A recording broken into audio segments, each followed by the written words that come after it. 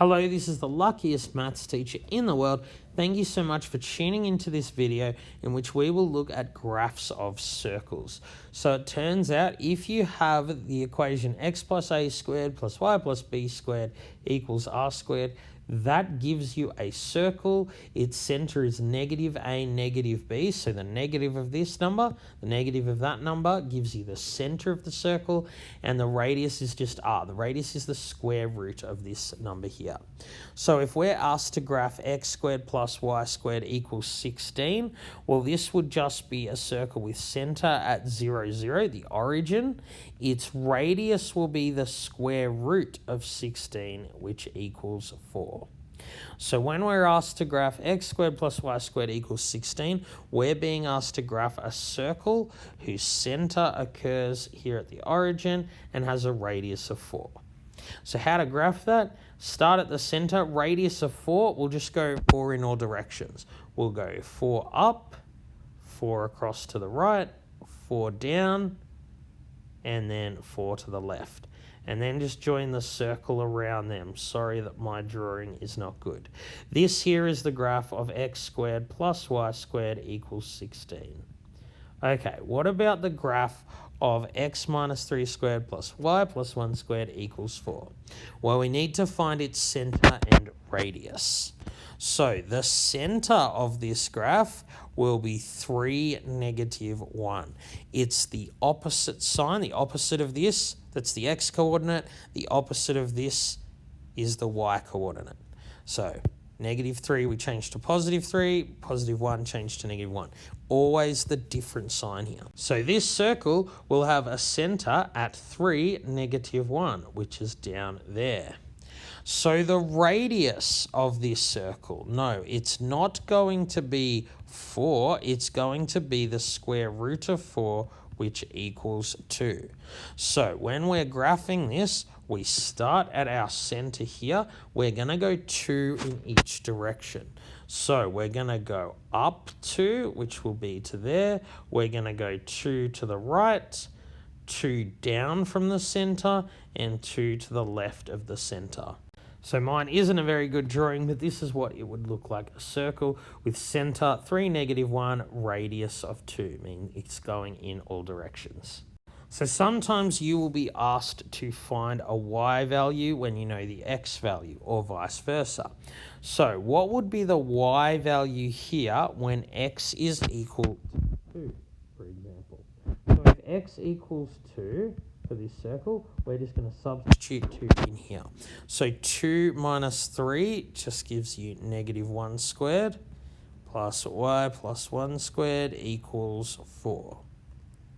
So 1, because negative 1 squared is positive 1, 1 plus y plus 1 squared is 4. Subtract 1 from both sides, and you get y plus 1 squared equals 3. So to solve this equation, you have y plus 1 equals the square root of 3, or y plus 1 equals negative the square root of 3.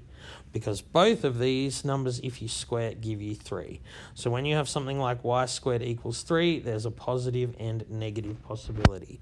So what we're going to do is just subtract 1 from both sides. So if y plus 1 equals root 3, y would be root 3 minus 1, or 0.73.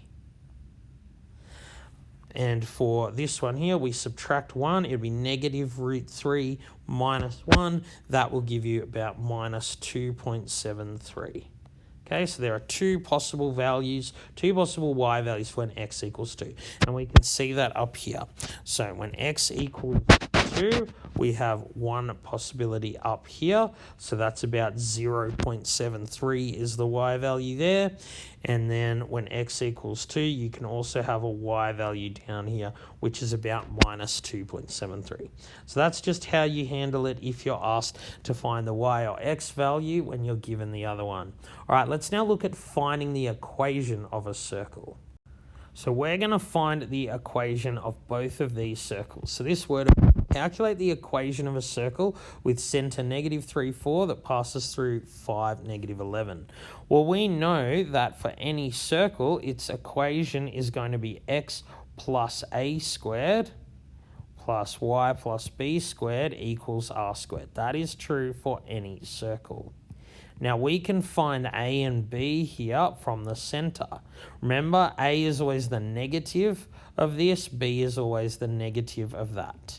So a here is going to be positive 3. So changing a to 3. Now b is going to be the negative of the y coordinate of the centre. So that's positive 4. So b there, what goes in the brackets there, is going to be negative 4.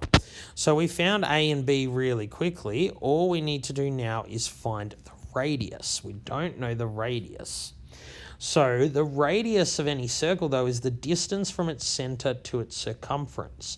So the radius is just going to be the distance from here to here, because if the circle passes through this point, it's on the circle's circumference, somewhere along there. So the radius of any circle is just distance from centre to circumference. So we just need to find the distance from this point to this point. So using our formula for distance that we know, it's going to be the square root of 5 minus 3 squared, x2 minus x1 squared, plus y2 minus y1 squared.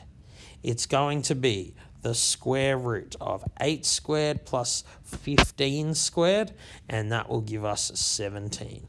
The radius here is 17. So what goes here is not 17, it's 17 squared. So 17 squared is 289, and now we have the equation of the circle. All right, let's find the equation of this circle here. So it's the same idea. We just need to know the center and the radius. So my circle wasn't drawn very well, I apologize, but this is the center here. It's -2, -1. So the equation of this circle is going to be x plus 2 squared plus y plus 1 squared, because remember, it's always the negative, the opposite. This is always the negative of the x-coordinate of the center. This is the negative of the y-coordinate of the center.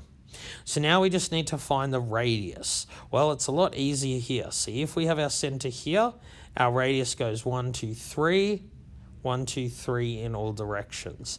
The radius here is 3. So it's going to be x plus 2 squared plus y plus 1 squared equals not 3, but 3 squared. That's the equation. All right, thank you so much for tuning into this video. This has been the luckiest maths teacher in the world. Have a great day.